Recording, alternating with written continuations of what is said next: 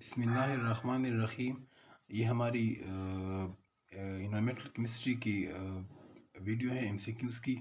आप लोग सब्सक्राइब कीजिएगा तो इंशाल्लाह और भी अच्छी अच्छी वीडियो आपको देखने को मिलेगी। Which order for green house is truly based on global warming potential. Means जो ग्लोबल वार्मिंग पोटेंशियल है वो सब की ज़्यादा किसकी है, सेकंड पे किया है, थर्ड पे किया है। तो वो जो हमारी पास सी वाली ऑर्डर आ रही है वो सही है।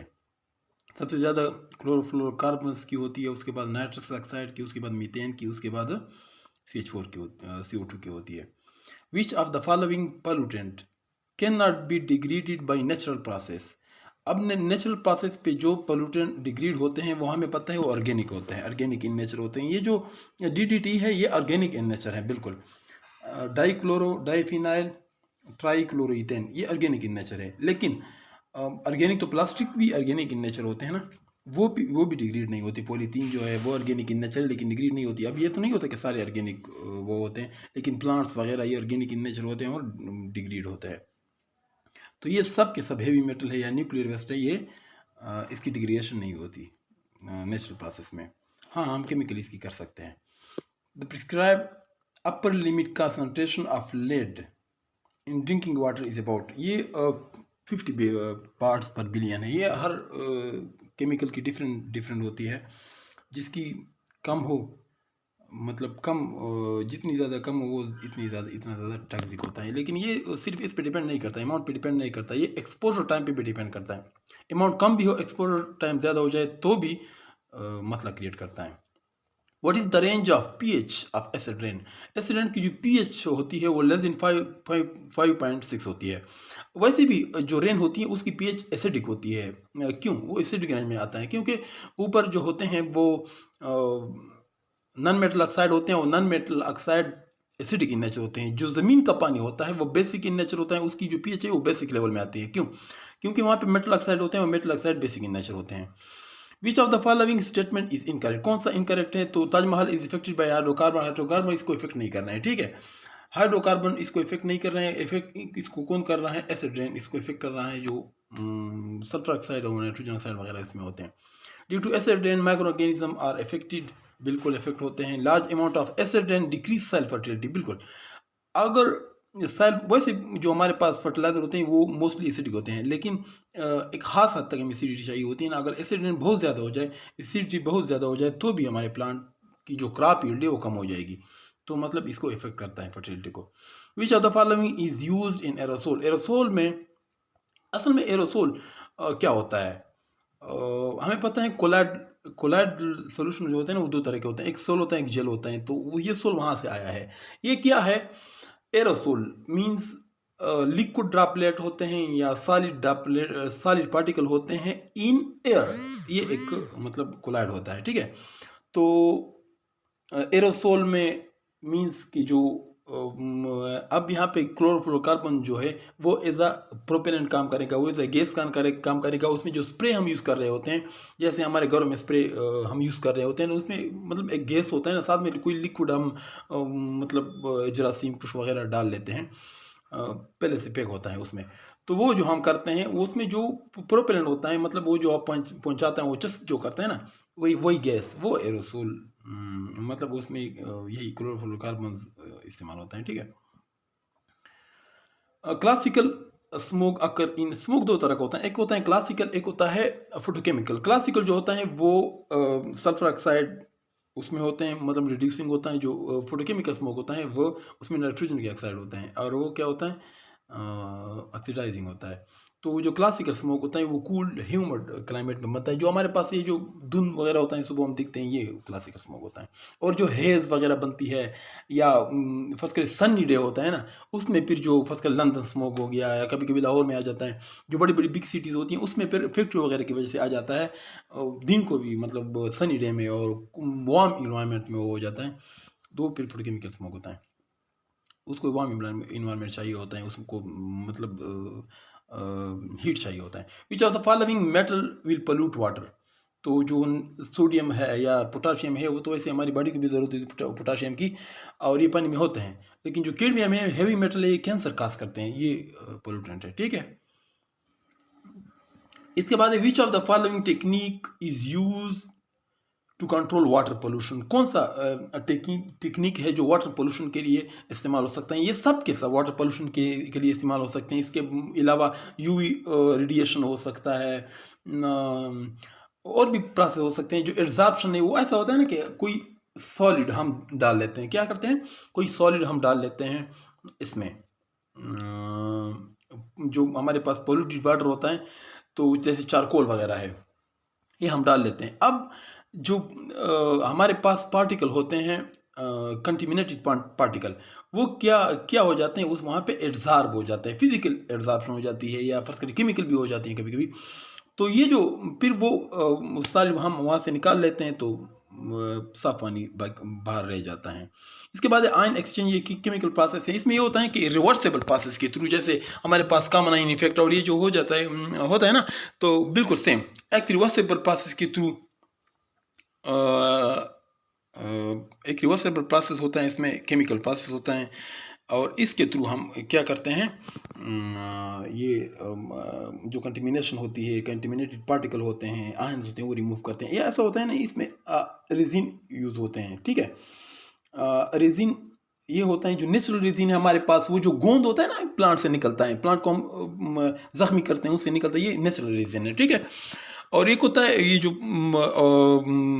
आर्टिफिशियल रेजिन है, ये पॉलीमर वगैरह पॉलीमर होते हैं, जिसके टिप्स पे ऐसे फंक्शनल ग्रुप लगे हुए होते हैं। फर्स्ट कर एक रेजिन दो तरह का होता है, एक होता है केटानिक रेजिन, एक होता है एनायनिक रेजिन। जो केटानिक रेजिन पे ना बेसिक एसिडिक फंक्शनल ग्रुप लगे हुए होते हैं, वहाँ पे पॉजिटिव चार्ज हमें मिल रहा होता है। जो एनायनिक रेजिन है वहाँ पे बेसिक ग्रुप लगे हुए होते हैं। अब क्या होता है, फर्स्ट है हमारे पास कोई कंटेमिनेशन है, कोई पार्टिकल है, मिनरल है वाटर में, फर्स्ट है हमारे पास मैग्नीशियम है या कैल्शियम है, ठीक है। तो ये तो पॉजिटिव आयन हो गए ना। तो ये जो केटाइन क्या होता है, रेजिन होगा केटाइनिक रेजिन। इसमें यह होता है ना, वहाँ पे फर्ज करें वहाँ पे कार्बोक्सिलिक ग्रुप लगा होता है, वो COOH होता है ना। तो ये H के साथ वही कैल्शियम या फर्ज करें मैग्नीशियम, ये एक्सचेंज हो जाता है। कैल्शियम मैग्नीशियम वहाँ अटैच हो जाता है, H आ जाता है वाटर में, ठीक है। सिमिलरली अगर फर्ज करें हमारे पास कोई निगेटिव वो है, कंटेमिनेटेड पार्टिकल है, फर्स्ट करें सल्फेट आयन है या क्लोराइड आयन है, तो ऐसा होता है जो एनायनिक रेजिन होता है ना, उसमें हमारे पास बेसिक ग्रुप लगे हुए होते हैं, वो हमारे पास उधर OH शो कर रहा होता है, ठीक है। तो वो एनायन वहाँ पे लग जाएगा, और ये जो हमारे पास ये है ना OH वहाँ से निकल आएगा।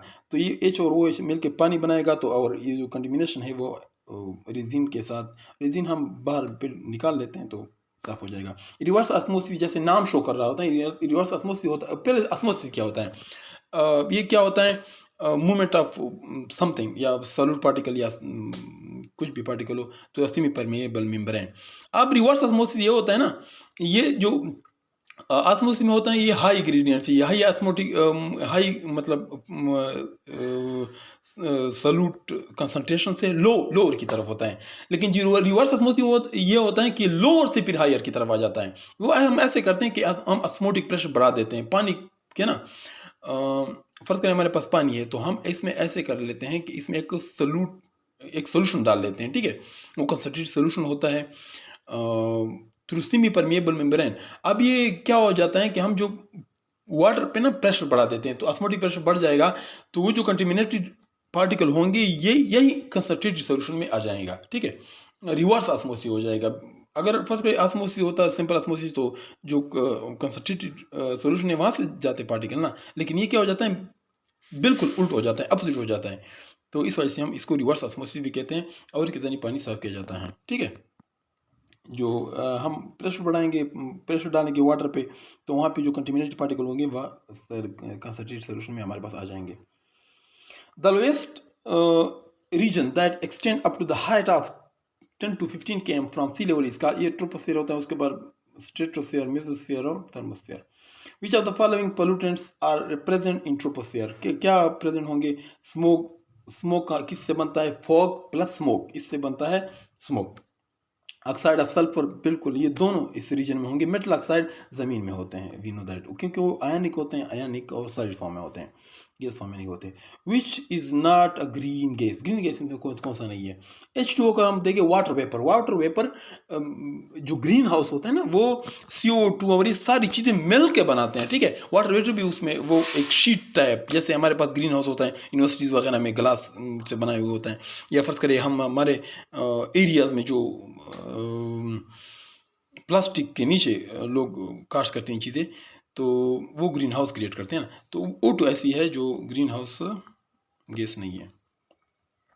विच of the following is responsible for photochemical smoke, photochemical smoke कहाँ से आएगा, ठीक है, कौन सा रिस्पॉन्सिबल है इसके लिए। तो फोटोकेमिकल स्मोक NOx मतलब नाइट्रोजन ऑक्साइड इसके लिए रिस्पॉन्सिबल है। The region closest to the earth surface या ट्रोपोस्फेयर है। Which of the following oxide of nitrogen is not a common air pollutant, common air pollutant नहीं है, तो वो क्या है, नाइट्रोजन पेंटाक्साइड है, di nitrogen pentoxide. Depression of ozone layer cause, ये स्किन कैंसर काज करेगा, क्योंकि अगर ओजोन लेयर डिप्लीट होगा तो वहाँ पे ओजोन लेयर का काम क्या होता है, जो ओजोन लेयर है ना वो यूवी मतलब ओजोन उसकी जो वो होती है ना बॉन्डिंग, वो ऐसी होती है कि वो जो बॉन्ड आपस में होते हैं वो क्या करते हैं, वो यूवी रेडिएशन क्या कर लेते हैं, इसको वो एब्जॉर्ब करता है, ठीक है।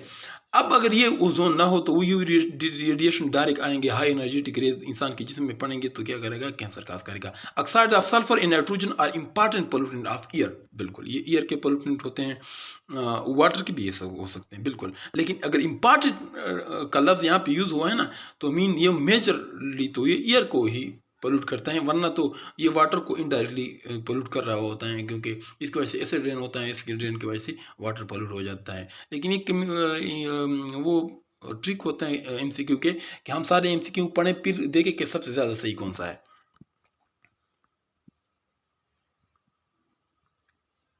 Taj Mahal is threatened by pollutant from ये सल्फर ऑक्साइड, नाइट्रिक ऑक्साइड भी इसको कर रहा होता है, क्योंकि नाइट्रिक ऑक्साइड आगे जाके नाइट्रिक एसिड बनाता है, लेकिन मोस्टली ये सल्फर ऑक्साइड कर रहा होता है। Most dangerous metal pollutant of automobile exhaust heat, ये सब के सब डेंजरस है, लेकिन मोस्ट डेंजरस जो है वो लेड है, क्योंकि लेड एक तो ज़्यादा होता है, एंटी नॉकिंग एजेंट के तौर पर भी इस्तेमाल होता है, पेट्रोलियम में वैसे भी होता है, नेचुरली इसमें भी होता है, फिर लेड वैसे भी हमारी लाइफ में बहुत ज़्यादा है, बैटरीज वगैरह में भी लेड इस्तेमाल होता है, तो ये बहुत ज़्यादा क्या है डेंजरस है।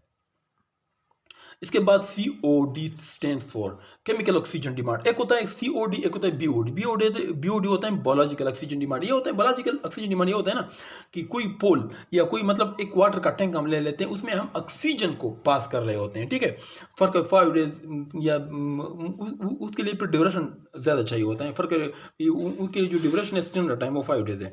अब हम ना क्या करते हैं कि ऑक्सीजन देते हैं, अब जितना ऑक्सीजन वो 5 डेज में इस्तेमाल करता है तो हम कहते हैं कि इसकी इतनी BOD है, बायोलॉजिकल ऑक्सीजन डिमांड, इसमें इतने अगर उसकी BOD ज़्यादा होगी मीन वो इतना ही ज़्यादा क्या होगा, कंटिमिनेटेड होगा, मतलब उसमें ऑर्गेनिज्म इतने ज़्यादा होंगे।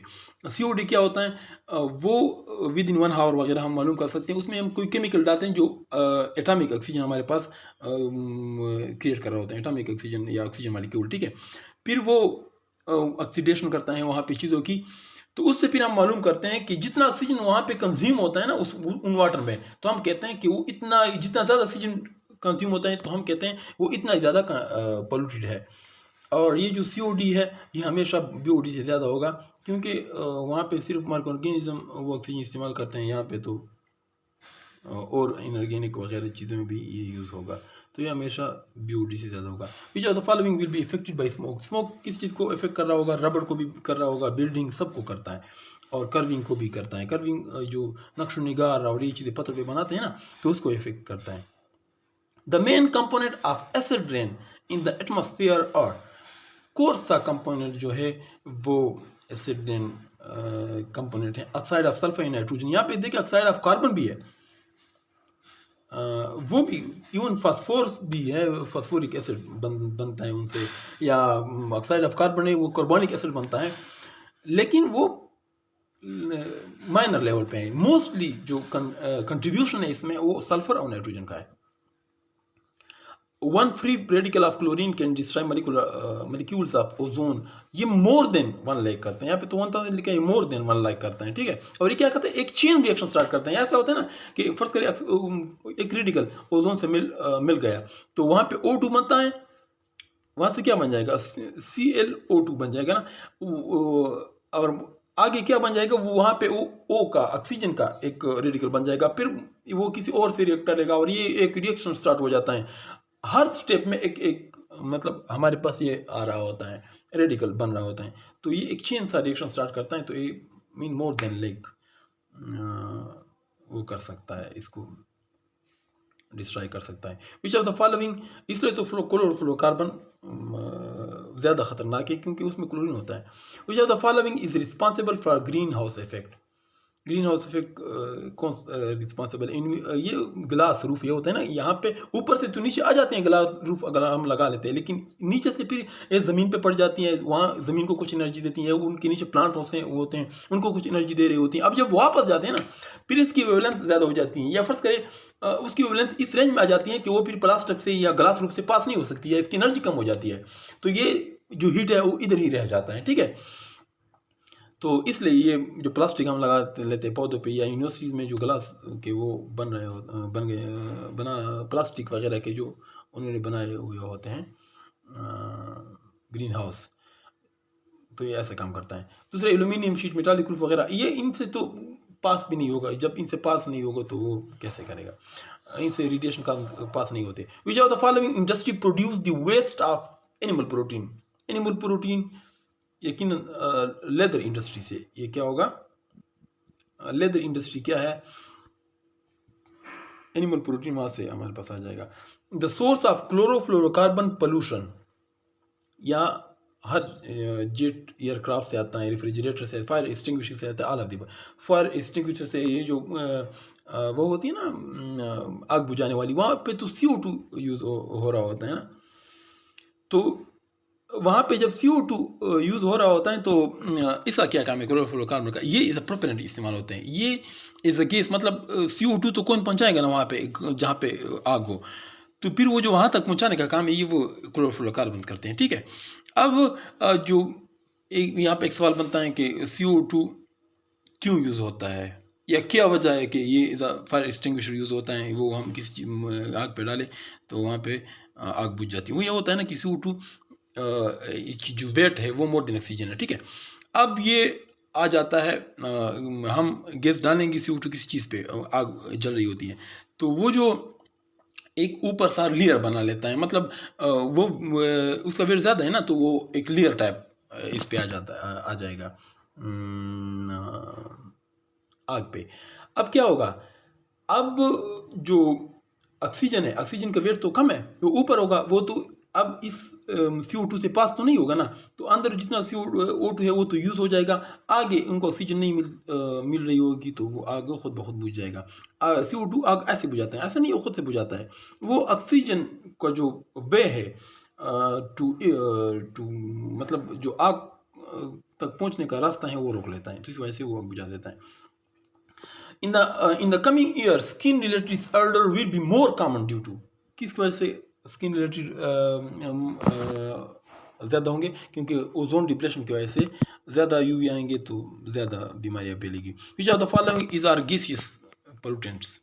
गैसियस कौन सा है, कार्बन मोनोऑक्साइड गैसियस फॉर्म में होता है, एरोसोल लेकिन हम जानते हैं वो वाटर डबलेट होते हैं या सॉलिड के डबलेट, डस्ट भी ऐसा है सॉलिड पार्टिकल है, कार्बन भी एक सॉलिड है पार्टिकल होता है। Which of the following component cause water pollution. Water pollution कौन, सोडियम क्लोराइड वाटर पोल्यूशन काज करते हैं या नहीं करता है यार, जो इसमें होता है, इसमें सोडियम क्लोराइड होता है ना, वो और भी होते हैं, और भी साल्ट्स होते हैं, जो समंदर के पानी कितना पोल्यूटेड होता है, लेकिन ये होता है ना कि आपने देखना है कि सबसे ज़्यादा सही कौन सा है, तो सबसे ज़्यादा सही इंडस्ट्रियल वेस्ट है, मोस्टली वो इसको पोल्यूट करता है।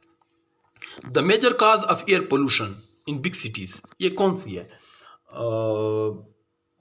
बिल्कुल बर्निंग ऑफ कूल भी कभी कभी यूज़ होता है जगहों पे, डोमेस्टिक गैस डाट बिल्कुल, burning of cooking gas, cooking इतना ज़्यादा यूज़ होता है, लेकिन जो वेहिकुलर वो है ना, वो सबसे ज़्यादा फिर ये यूज़ हो मतलब मेजर कंट्रीब्यूशन उनका है। क्योंकि हर शख्स के पास गाड़ियाँ होती हैं, गाड़ियाँ बहुत ज़्यादा चल रही होती हैं, और वैसे भी हुए व्हीकुलर जो एग्जॉस्ट हैं उनसे वहाँ बहुत ज़्यादा हमारे पास पोल्यूशन आ रहा होता है एज़ कम्पेयर टू गैस जो चल रहा होता है। Depression of ozone layer in stratosphere में काज, ये क्या करेगा? स्किन कैंसर करेगा। A substance which may alter environmental constituent or cause pollution, इसका ये pollution इसको बोलते हैं। The percentage of total amount of carbon monoxide present in atmosphere due to forest fire। अब ये फॉरेस्ट फायर होता है ना, ये होता है कि ये लगती तो खुश्क चीज़ों से है ना, लेकिन फिर ये फॉरेस्ट में तो ये होता है कि मतलब हरे भरे दरख्त वगैरह भी होते हैं, तो वो तो आग सही नहीं लेते ना, आग सही नहीं पकड़ते। तो ये होता है कि फिर कंप्लीट कंबशन नहीं होती। जब इनकम्प्लीट कंबशन जहाँ भी होगी वहाँ पर कार्बन मोनोऑक्साइड बनेगा, और कार्बन मोनोऑक्साइड तो इनकम्प्लीट कंबशन वहाँ पे बहुत ज़्यादा होगी, तो 17% जो कार्बन मोनोऑक्साइड है वहाँ से आता है। Accident is due to the increase in the concentration of each of the following in atmosphere। ये सल्फर और नाइट्रोजन ऑक्साइड से होता है। Which of the following is a solid pollutant? Carbon solid pollutant है, बाकी नाइट्रिक ऑक्साइड है, sulphur oxide, carbon oxide, ये gaseous form में होते हैं। The green house effect is caused by, तो ये CO2, CFCs और CH4 और Na2 गैस करेंगे। The brown haze of photochemical smoke is largely attribute to, ये NO2 की वजह से होता है। जो ब्राउन ये शाम के वक्त जो हमें आसमान ब्राउन दिखाई दे रहा होता है ना, तो ये क्या होता है? ब्राउनिश टाइप, ये इसकी वजह से होता है। ये बिग सिटीज़ में बहुत ज़्यादा होता है, क्योंकि यहाँ पे ये बहुत ज़्यादा बन रहा होता है, तो ये जो ब्राउनिश कलर है ये NO2 की वजह से होता है। Smoke is essentially caused by the presence of oxide of sulphur and nitrogen. Sulphur की वजह से वो वाला बनता है रिड्यूसिंग स्मोक या क्लासिकल स्मोक। रिड्यूसिंग स्मोक इसको हम इसलिए बोलते हैं ना कि इसमें SO2 होता है, और SO2 एज ए रिड्यूसिंग और ऑक्सीडाइजिंग दोनों काम कर सकता है, लेकिन यहाँ पे मोस्टली प्रोमिनेंट इसका जो रोल है एज अ रिड्यूसिंग है यहाँ पे स्मोक में। और जो नाइट्रोजन है ना, नाइट्रोजन ऑक्साइड, वो ऑक्सीडाइजिंग एजेंट होते हैं, HNO3 इनसे बनता है, वो ऑक्सीडाइजिंग एजेंट होता है, तो इस वजह से फिर उस स्मोक को हम ऑक्सीडाइजिंग स्मोक बोलते हैं। Ozone in the stratosphere is depleted by, ये CF2Cl2 की वजह से डिप्लीट हो रहा है। The basic component of smoke is,